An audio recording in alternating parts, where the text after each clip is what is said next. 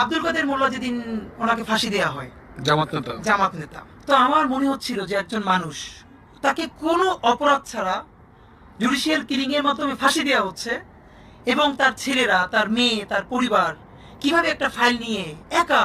তো পরের দিন ওনাকে যখন ফাঁসি দেওয়া হলো, এবং পরে জানলাম ওনার ঢাকার বাসাও হামলা করা হলো, এবং ওনার বাচ্চাদেরকেও সেটা দেখতে দেওয়া হলো না। আমি জানি না ভাইয়া কি হয়েছে আমি আমার বাসায় গড়াগড়ি করে চিৎকার করে কাঁদতেছিলাম। আমি কোনোদিন আব্দুল কাদের মোল্লাকে দেখি নাই, যে আমাদের কোনো বড় নেতা তো দূরের কথা, শিবিরের কোনো বড় মানুষের সাথে আমার কোনোদিন আলাপ হয় নাই, শুধু আমার ডিপার্টমেন্টে যারা করতো তাদের সাথে। আমি চিৎকার করে গড়াগড়ি করে কাঁদতেছিলাম। আমার মনে হইতেছিল যে আমার অতি পরিচিত একজন মানুষ, যে মাজলুম, তারে আমাদের সামনে বসে, এইখানে আমার বাসার পাশে কোর্ট, আমার বাসা রামপুরা, এই এখান থেকে এত কাছে, তারে ফাঁসি দেওয়া হইলো কোটি কোটি মানুষের সামনে। আমরা দেখতেছি, কিন্তু কেউ কিছু বলতে পারতেছে না। আমি এটা নিতে না পারি, আমার মনে আছে আমি গড়াগড়ি করে শব্দ করে কাঁদতেছিলাম। কিন্তু ভয়াবহ অভিজ্ঞতা হলো, আমার বোনও তখন কাঁদতে